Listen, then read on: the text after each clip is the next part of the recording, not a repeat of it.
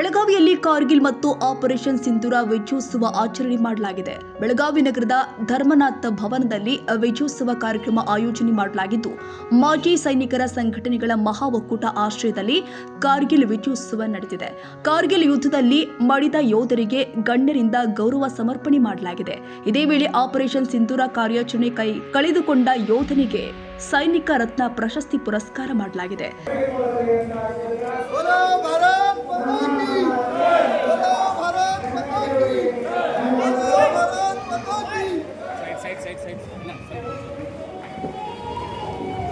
Sir सब हिंद बर्रे गौरव देख हिंद बर्रे हिंद बर्रे शहीदों की कुर्बानी देश की अमर कहानी श्री ईरप्पा जनಗಣತಿ ಹಾಲಿ ಸೈನಿಕರು ಆಪರೇಷನ್ ಸಿಂಧೂರದಲ್ಲಿ ಭಾಗವಹಿಸಿದಂತ ವೀರ ಯೋಧರು.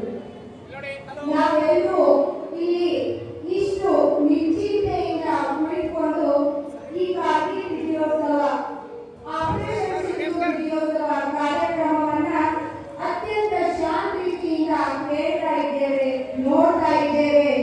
ನಾವೆಲ್ಲರೂ ಇಷ್ಟು ಚೆನ್ನಾಗಿ ನೆಮ್ಮದಿಯಿಂದ ಕುಳಿತಿದ್ದೇವೆ ಅಂತಂದ್ರೆ ಅದಕ್ಕೆ ಮೂಲ ಕಾರಣ ನಮ್ಮ ವಿಜೃಂಭಣೆಯಿಂದ ಹೋಳಿ, ದೀಪಾವಳಿ, ಗಣೇಶ ಚತುರ್ಥಿ ಆಚರಣೆ ಮಾಡ್ತೇವೆ, ಕುಣಿದು ಕುಪ್ಪಳಿಸ್ತೇವೆ.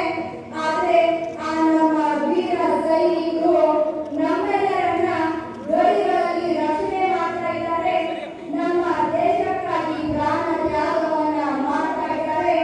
ನಮ್ಮೆಲ್ಲರೂ ಆ ವೀರ ಯೋಧರಿಗೆ ನಿಜವಾದ ಗೌರವ ಸನ್ಮಾನ ಸಲ್ಲಬೇಕು. ನಮ್ಮದೊಂದು ಸೆಲೆಕ್ಟ್ ಆ ವೀರ ಯೋಧರಿಗೆ ತಲುಪಬೇಕು.